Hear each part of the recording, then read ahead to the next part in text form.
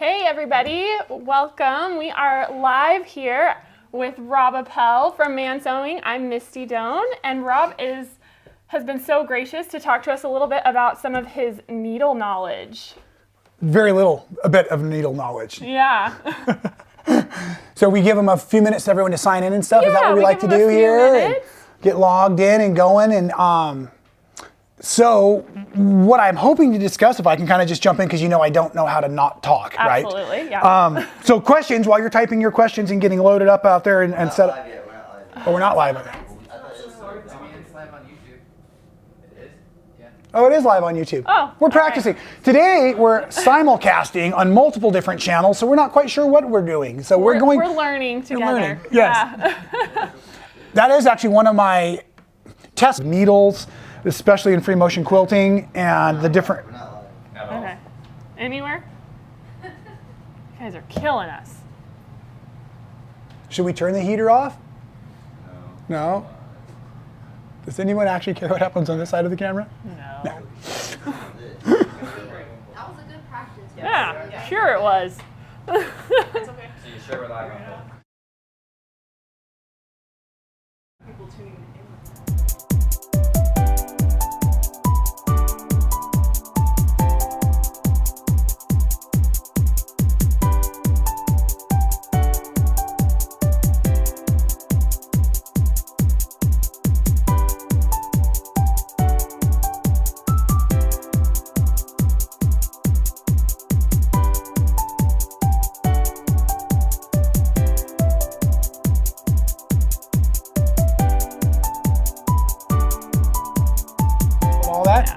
Oh, great.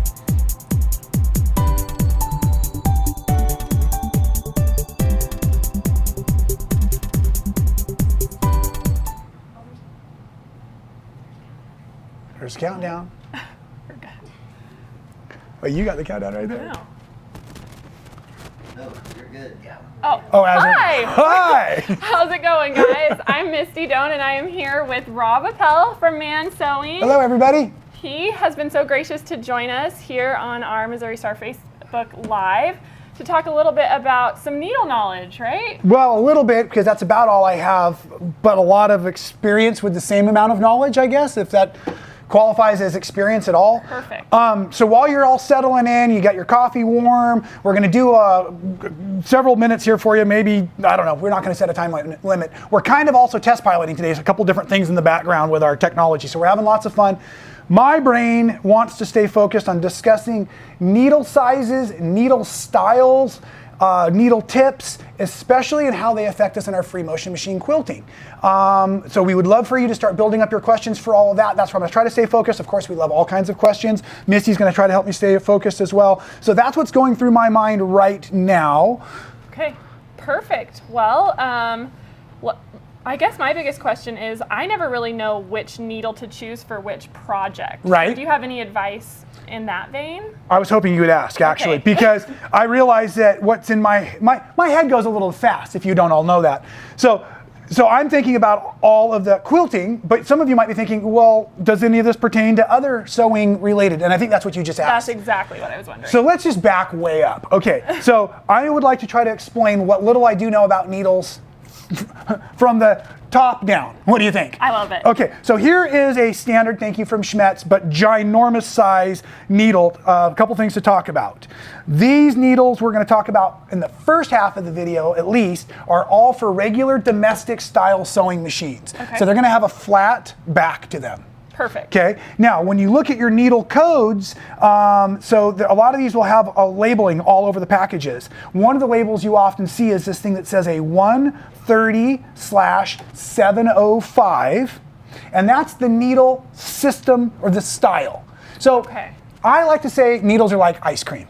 Okay. Everybody likes ice cream, but not everyone likes the same flavor. Okay. And even if you all like the same flavor, you can't all eat the same amount. That's true. Right? Yeah. So they come absolutely. in sizes and flavors. Okay. Needles are. All right. So let's go to the first one you said, like all general purpose sewing, which is a universal needle. Okay.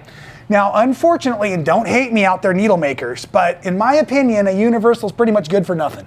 All right. Well, because I'm a specialty dude, and I like specialty needles, the right tool for the job. So a universal needle, when you're talking about why the flavor, Okay. you're talking about what you get in the design of the tip of the needle, Okay. and what you get in the eye of the needle.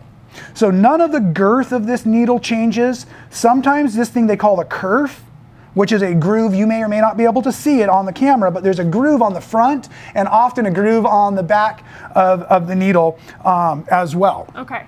So now, I'm afraid we've got a little head start, so we probably better remind folks what we're doing here. Okay, yes, for sure. We are talking with Rob Appel from Man Sewing. He's going over some great needle knowledge, breaking down the different kinds of needles and what they'll be used for, and then also showing us the difference that they make in machine quilting, right? Yes, and you are? I am Misty Down. Yes, because this is for all of us to enjoy, right? That's right, yes.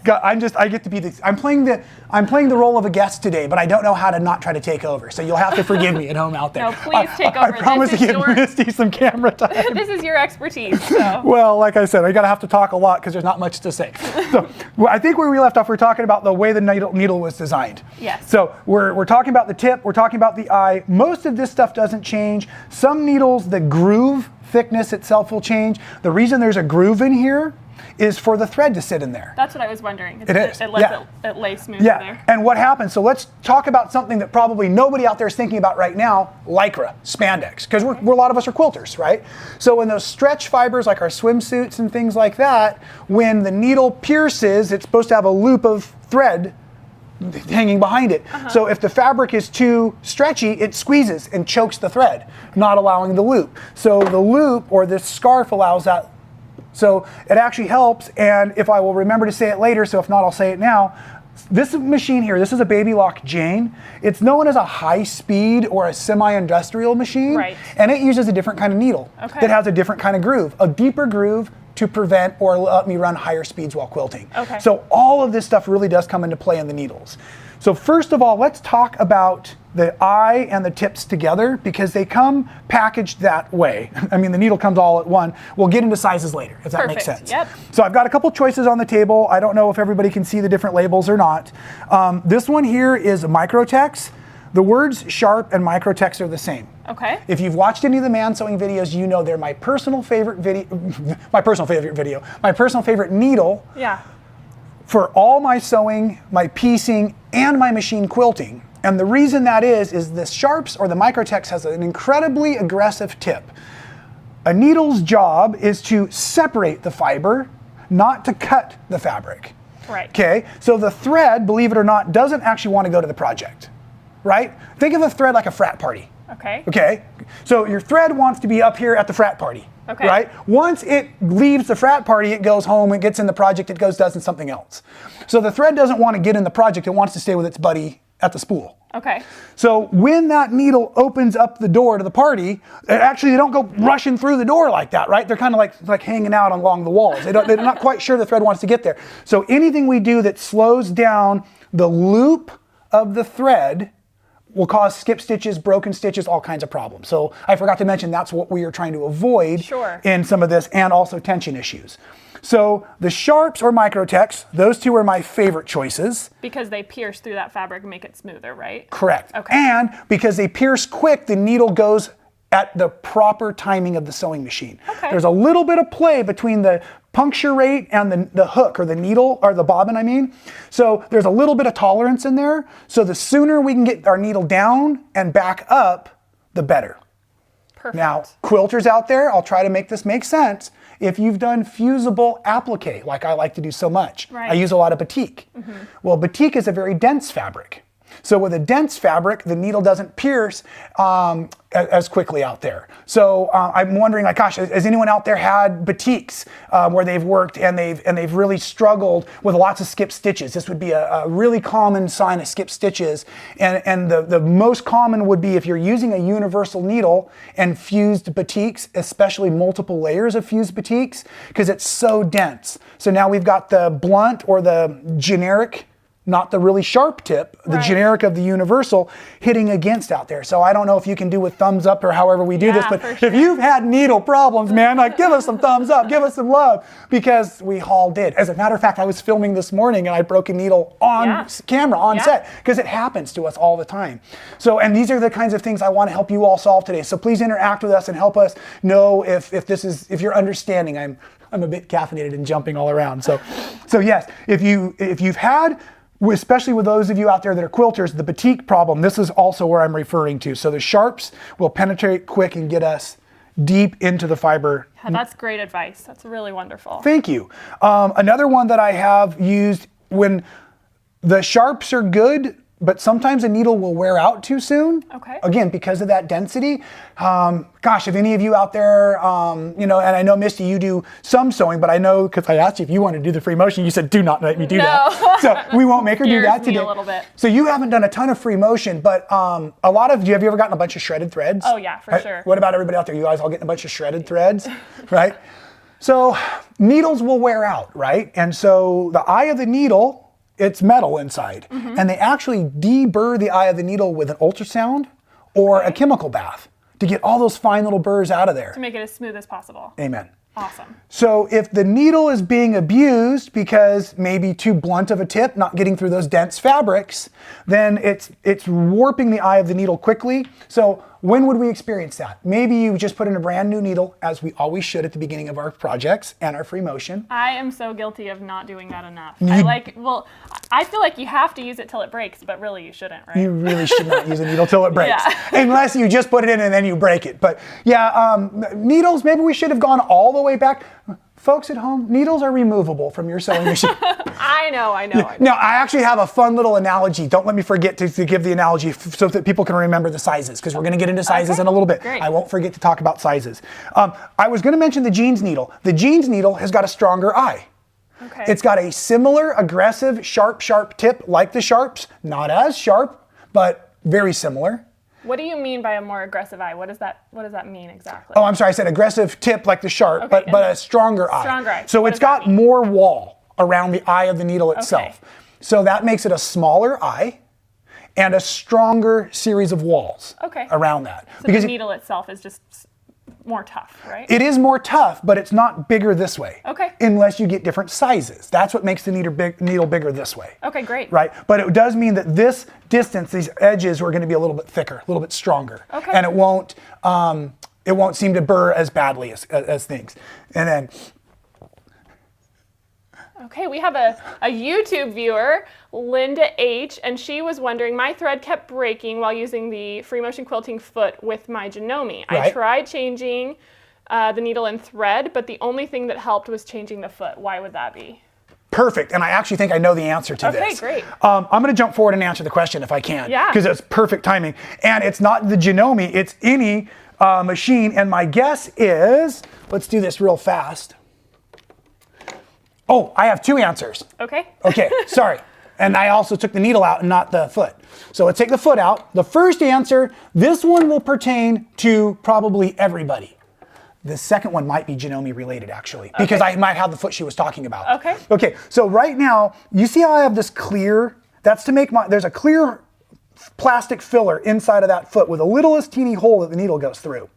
So that clear filler right there is to make it so I can see. That's why it's clear. But every now and again, I will hit that with a needle, right? And I'll get a burr or a couple of burrs right inside that foot. So as I'm free motion machine quilting, right, that thread is all connected. And as I come around the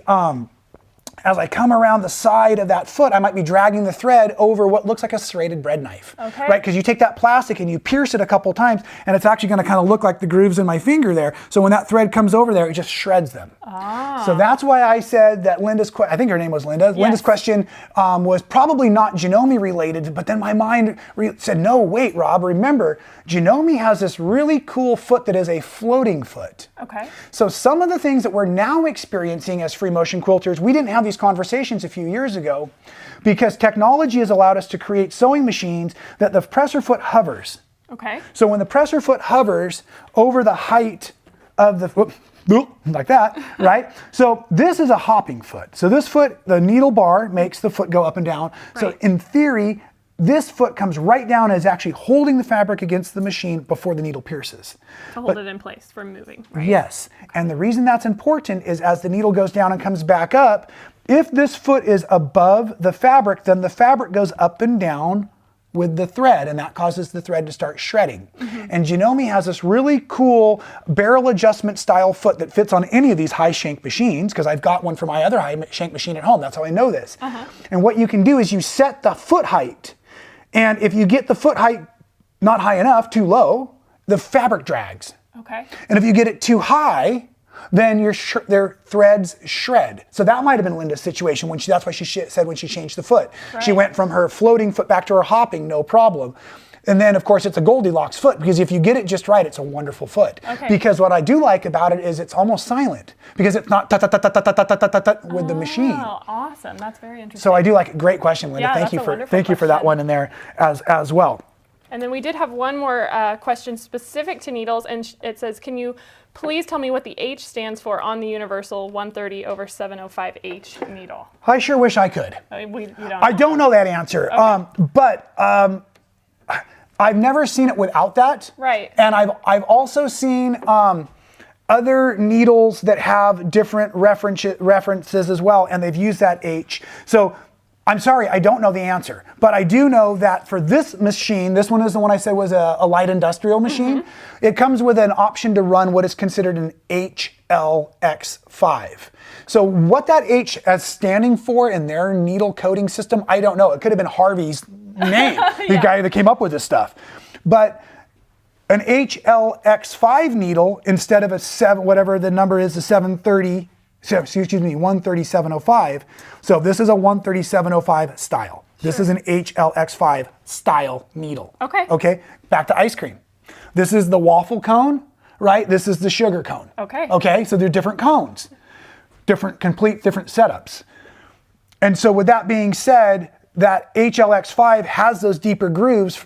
They used to be made for sergers. Okay. And then they were used in these industrial machines. So I don't know what the H stands for. I do know that the 130/705, and I almost always have seen the H connected to it, is our regular domestic home sewing machines. So that applies whether it's a universal needle, a Sharps, a Jeans. It's just that with the flat size. That's what it's indicating, right? Absolutely. Okay. Yeah, I think that's what it's saying, that it's all, and there's a lot of other things involved in that code. Sure. The length of the needle, because serger needles are different lengths as well. Okay. So we're really specifically talking about sewing machine needles and this style. The other kind of needle I wanted to refer to, because I did some neat market research, and these sit down, like the 18-inch and bigger sit down sewing machines, are really becoming popular. Right. It's the most purchased machines out there right now. Interesting. And it is. And so how many of you, can you show us in the comments and in the thumbs up and all that, how many of you have a specific machine just for free motion quilting? And it's probably even one of those sit down machines, because the research says that's the department in our industry that is skyrocketing. Awesome. Because we all know we can quilt on any machine. We can quilt on any machine. Yes. No, we can't. Because as my dear friend Angela Walters teaches us all, we're only quilting in one spot at a time. Right. We're only quilting in our field of view at a time. Now, I've got a giant machine. Yeah. And what that means is that everything moves smoothly around it. You know, it's like having good lights in your bathroom. It's like having a great gas lawnmower that you can sit. I mean, it's just better. Absolutely. Required? No. Better? Absolutely. So with all of that said, when I received my sit-down machine, the needles came in, and lo and behold, what's missing? There's no flat side. There's no flat side. Okay. So I'm like, but that's going to be really hard to put in the machine. Right. So I'm wondering if we all experience that at home too, because I got so nervous. And they're bigger needles. They come with like giant sized needles. So we have to go back to sizes pretty quick, or we're going to get everyone lost out there. Okay. But anyway, so they're rounded needles. And I found out after doing more research that the rounded needle gives me the opportunity to adjust the eye, the position of how the eye sits within that loop, to make it fit my body mechanics better. Really cool. Interesting. So that's how I want to finish the video, if I will get us there. So I think I've talked, I don't know, I didn't quite talk about top stitch, because this one I pulled out specifically. The top stitch needles are very popular, especially top stitch 9014s. We see that recommended on a lot of different thread manufacturers, patterns, all kinds of stuff. The reason it's being recommended is it's a very large eye needle. Okay. So it's very easy to thread. But in my opinion, and this is where all of this thread testing kind of started, the bigger the eye, the more the thread moves around. It's like having too many doors at that frat party and people are in all of the rooms and you can't, when the fuzz shows up, you can't find everybody. Yeah. You can't clear the place, right? And so it's like, it's just, the thread moves all over. So this is where Rob's brain is. This is what Rob's quilting mentality is I struggle often with tensions. I'm always trying to get my tensions balanced because I do so much applique work. I want to be able to use different color threads, go wherever I want with my quilting and not have it show up negatively. So in doing that, I'm often trying to get to the easiest way to deal with tensions. So I was small needle, fine needle size, small eye, big thread. That's where my goal, my thought process was. And something changed in my life that made me want to think differently. But I have to talk about sizes. So let's go real quick. Okay. Rob's rule of thumb. If it is bolted to your sewing machine. So we had to mention that the needle was removable earlier. Yes. Right? Yep. Okay, so say it with me. If it's bolted to the machine, If it's bolted to the machine, the bigger the number, the bigger the number, the bigger the effect. the bigger the effect. Okay, ready for the quiz? Sure. Okay, so I'm taking my stitch length, Okay. standard set at 2.5, and I'm gonna make it go to 6. Did my stitches get longer or shorter? You can say Longer? it out. Yeah, you can say it again. If it's bolted to the machine, the bigger the number, the Right. bigger the effect. The bigger the effect. Okay. Okay, so it got longer. Right. If I go from a zigzag, from a 2.5 to a 7, It gets wider, so Wider, bigger yes, effect. right. Tensions, if I go from my 4 up to a 9, it got tighter. tighter. Got it. So needles are bolted to your sewing machine. Okay. So the bigger the number, the bigger the needle. Okay. Okay? So now we have two different numbering systems. Just to make this completely confusing, we have an English or US measure and metric. Okay. So on all of these systems here, when you look at these, you see how it says 80-12? Yes. Oh, this is a good combo right here.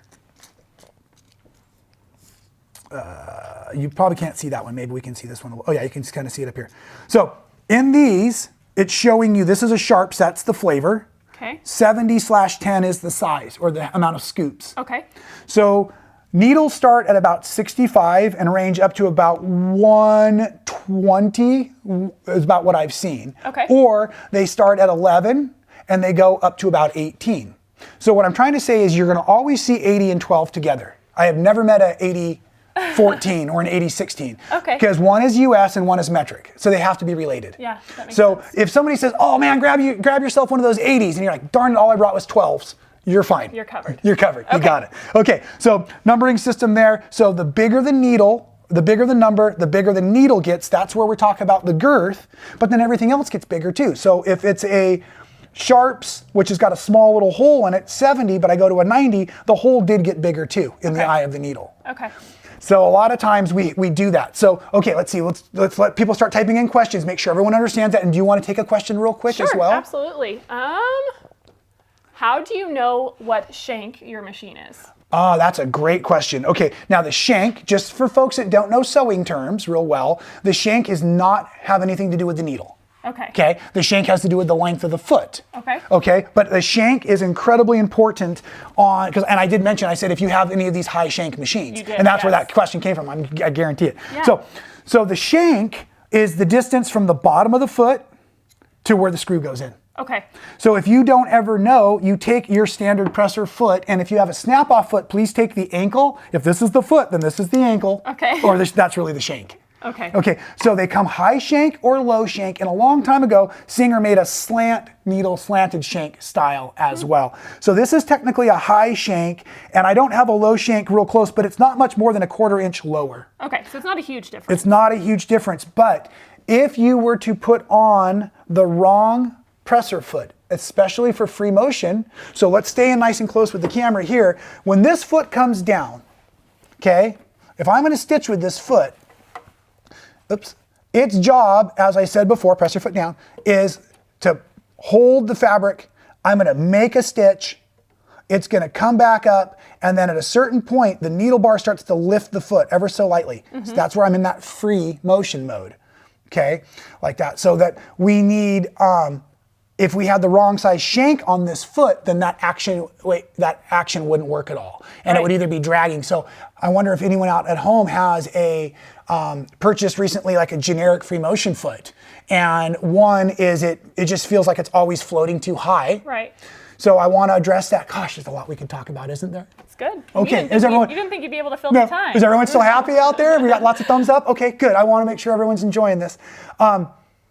The presser foot lever on all sewing machines, and I hope I'm not wrong, I think it's all sewing machines, controls your tension. Okay. So I have to have my presser foot lever down even if I'm using a free motion foot. So I have tension on my upper thread. To make that engage and start working. Absolutely, Okay. because the way the inside of the machine's designed. Okay. So if I have the wrong size foot because I purchased the wrong shanked foot for the free motion, then nothing's gonna work well and I'm gonna either break the foot or I'm never gonna get tension. Okay. Does that make sense? Yeah, makes And so if you've had outside, and when I say no tension, it's these big long loops on the back. It's like you're caterpillar farming. Like you've got these giant, monsters I'm a pro at that. caterpillar farming. I am too. Pro. We need to get like a science lab jar of our farmed caterpillars and stuff out there. Unfortunately, I yeah. don't know if it's something I should be proud of, but I do. We should be proud of all the things All we right. do, even if it's caterpillar farming, All right, I think. perfect.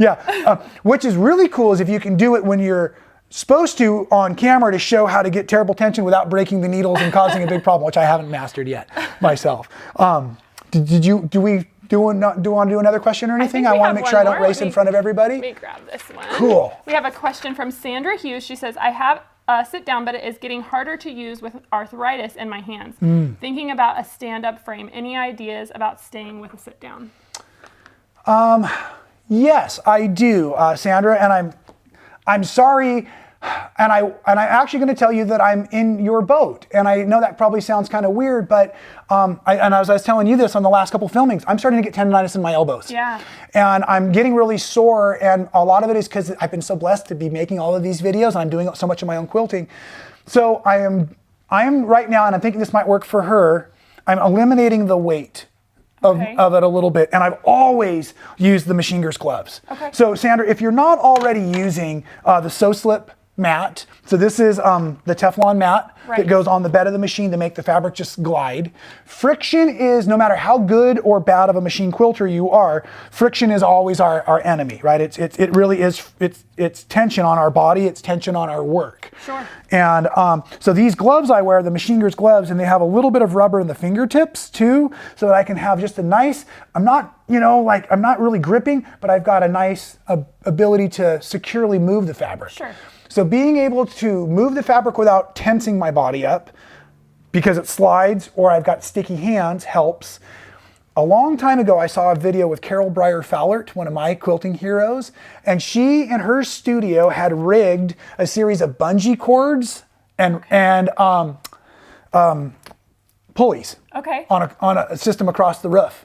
In her sewing room. And so I've effectively done that too. So at my sit down machine, I have these bungee clamps that come down and I can actually lift the weight of the quilt ever so lightly. And there's a neat apparatus out there, but I haven't tried it, so I can't recommend it because I don't recommend anything I haven't personally tried. Correct. But it looks really cool. And I've seen it demonstrated, and either this gal was really good or it's really good or both. Yeah. Because she was doing perfect circles, and it's like this PVC framework that comes out of the ground, and it's like an upside down table, like the legs of a table, and you walk by and you go, that is so flimsy. And then you realize it's the flimsy that makes it magical. It's genius. So what it is you put the corners of your quilt up on this, and it just kind of helps hold the weight as well. So what I'm doing from the ceiling, this other inventor is coming from the ground up with. And there's some neat things that way.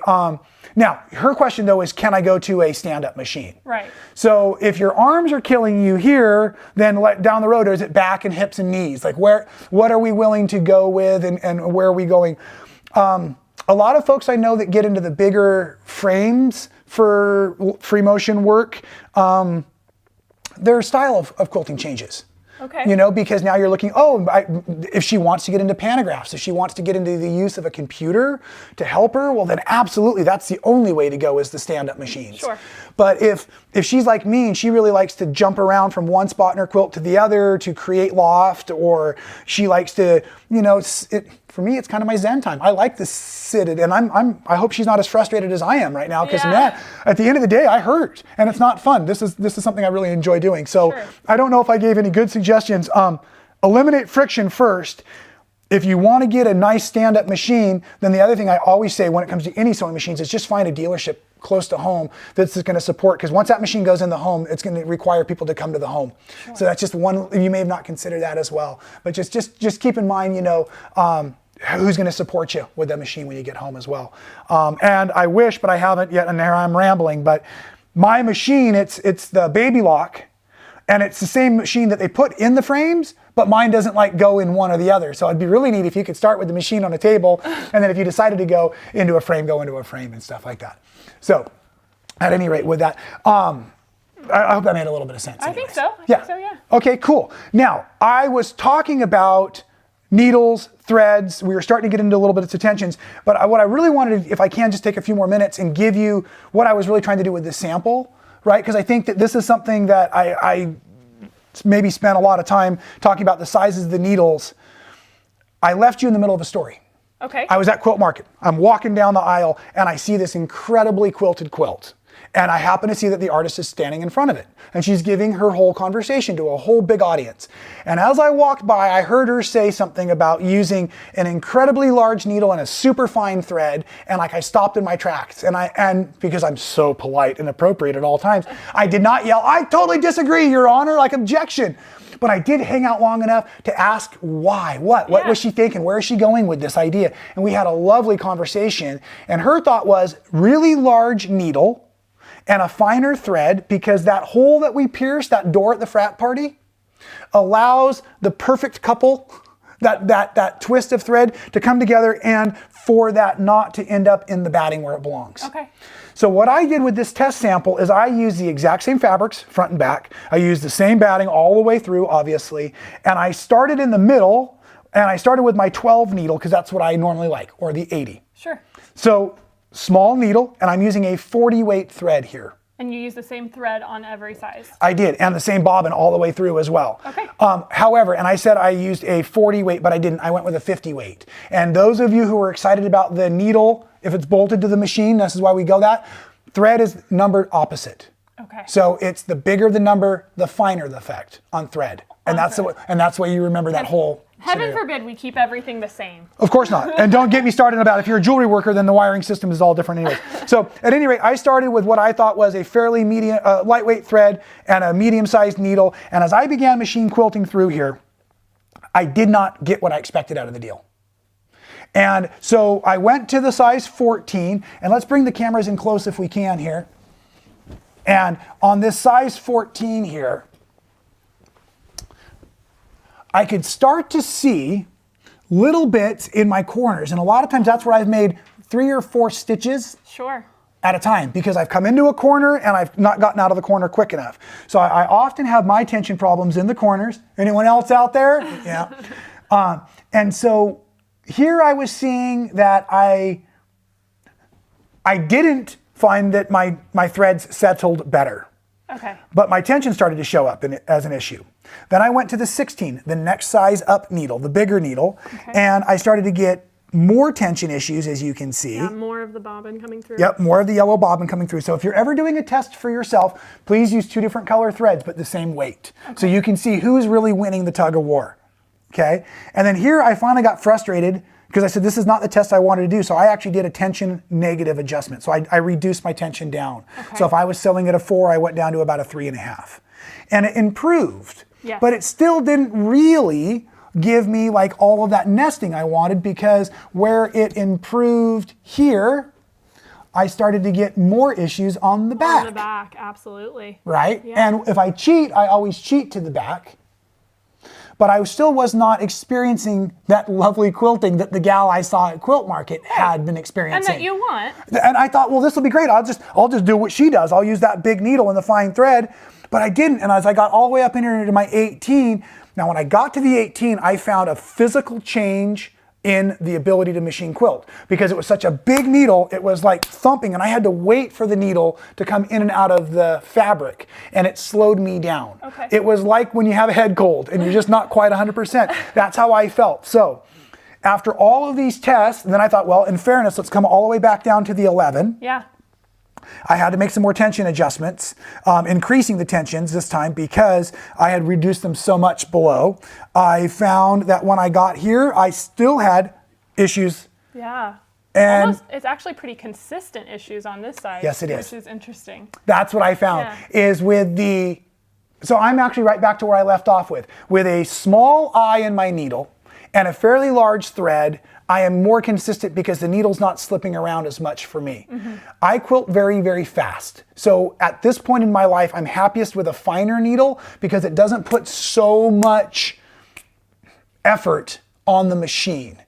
So I'm back at my 70s. My goal was to go from 70s and work, at the 80s and work down to the 70s. And I'm gonna still keep doing that, even though after that conversation, I really thought I would go up larger. So I wanna give folks a real quick drill. We gotta show them a little bit of sewing. All right, let's do it. We'll do whatever's in here. And what I want you to all do is remember that these tests you can do for yourself. You're gonna always use the same threads so that you're only testing your needle choices that you're doing. Run a couple different needle choices. Please don't go out and buy a bunch of different needles. Maybe you and a couple friends could get together and share because there's 5 needles in a package and experiment. What you figure out on that machine will probably stay standard to that machine, but may be different on other machines based on the way that they're set up. So this is science, but it's individually and unique. Okay, we're gonna do a couple of circle drills real quick.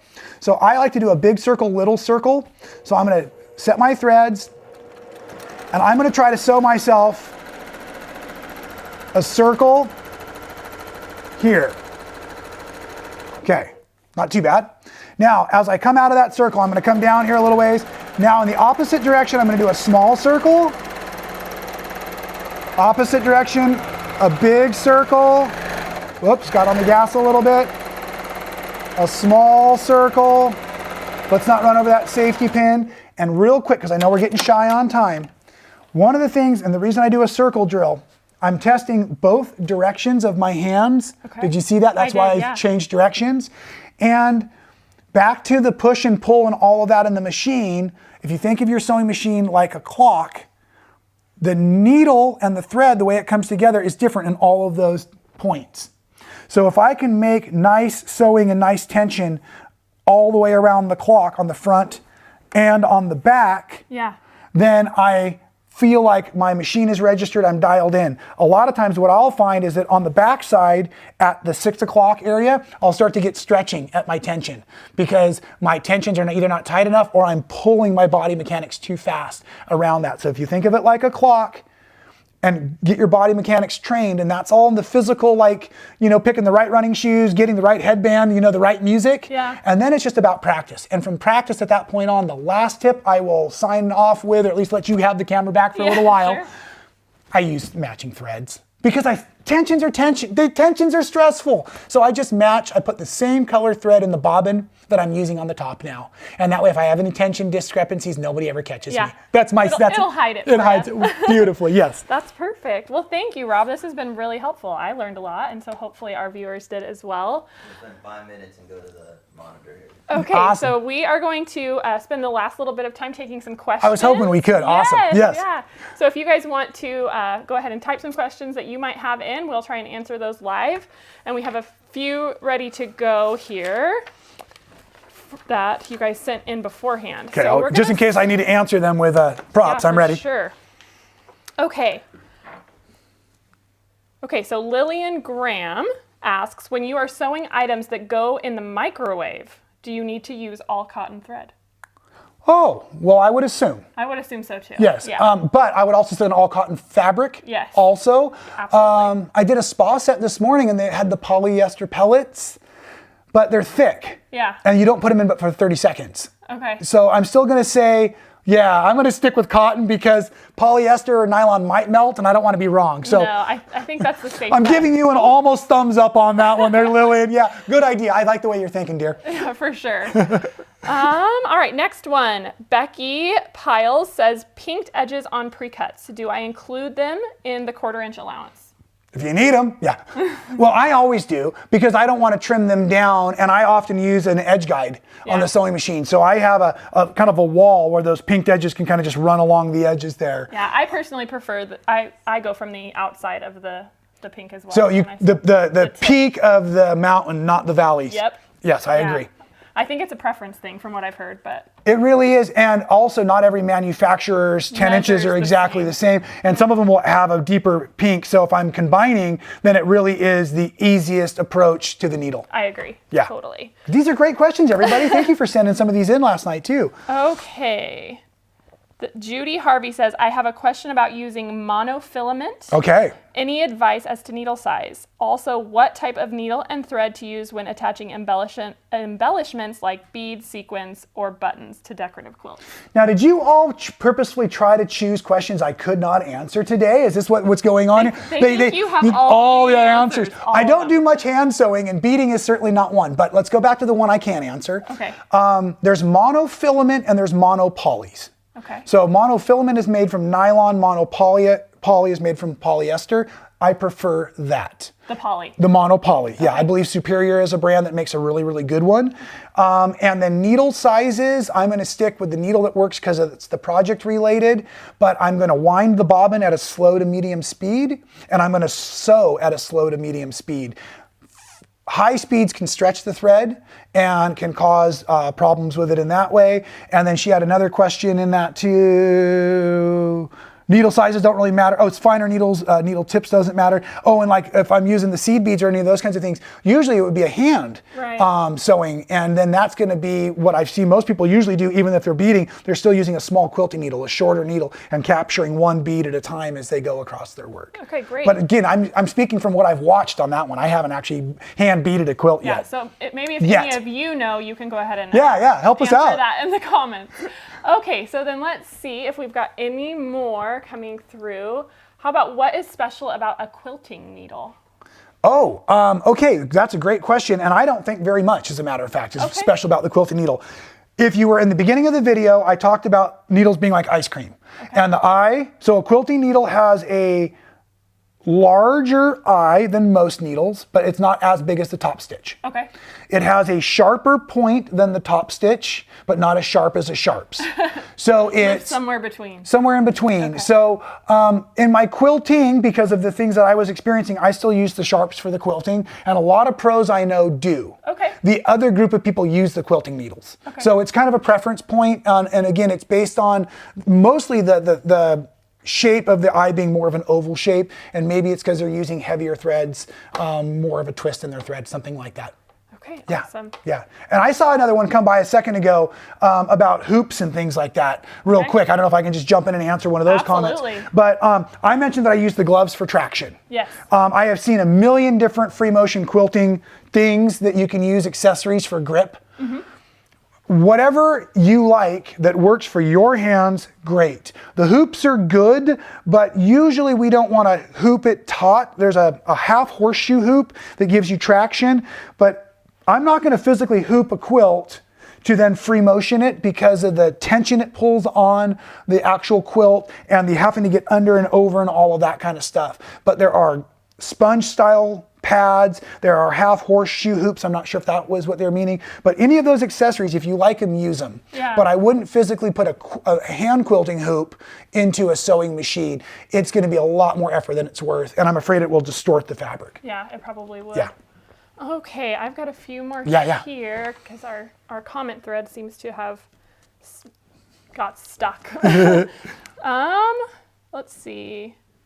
I have some machine embroidery thread that I use in my 6-needle Brother embroidery machine. I'd like to use some of it to piece quilt blocks, but not sure if it's the right thing to do. Any advice from Sharon? Yeah, Sharon, I would say go for it. My guess is it's a polyester thread, and a lot of my quilts have been quilted with polyester thread because I wanted the sheen, in the color strata. That's polyester thread that shines up thank you. All of my applique quilts have glue in them. A lot of times they're polyester thread. So she asked about piecing, so she's talking about physically constructing them. Right.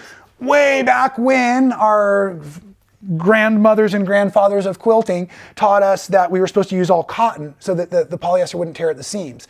So if she's using polyester thread, then I want her to machine quilt her quilts to death so that there's no there's no wear and tear on one specific. Like what I'm trying to say is I can't tear these seams apart because No, they're so 'cause well there's quilted. so much quilting on Right. there. But if she was going to use polyester thread to sew the seams together and then use yarn to tie every 6 inches, I could probably pull that quilt Right. apart. Does that make Yeah, sense? The difference? absolutely. So yeah, I would say your polyester threads are great. They're embroidery threads. They're color fast. They're gorgeous. I love them, and I've used a lot of them in the past. Awesome. We're going to take one last question. Okay. And I see a good one on here. It says, oh, I just lost it.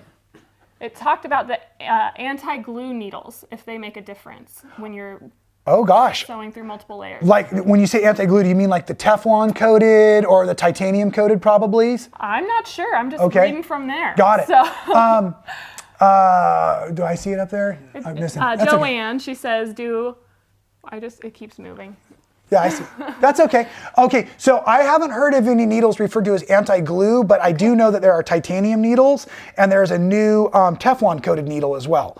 They are to help the glue not stick, but really I use a Heat and Bond Featherlight, so it's a great fusible web that just doesn't get on my needle very much at all, if doesn't any. gum up anyway. Doesn't gum up, and so that's never really been much of a problem. But the titanium or the Teflon coating on the needles or the chrome coating on the needles is to make the needle run cooler and to be stronger. So remember earlier we talked about those burrs in the eyes, or the monopoly. So a monopoly, maybe a Teflon needle would be really nice because it's going to run cooler, not adding any melting and stuff. That's awesome. Yeah, so that's, I don't know that they're actually developed as anti-glue, but that's probably what she's referring to. And if not, send me another comment and I'll do some research for you. Yeah. Very cool. Easy enough. Well, we appreciate everyone tuning in, and we hope that we answered a lot of your questions. Remember, you can catch the replay on Facebook and also on the Man Sewing YouTube channel. Yeah. And we want to thank Test pilot. we want to thank Rob for being here with us today. I'm Misty, and we will see you guys later.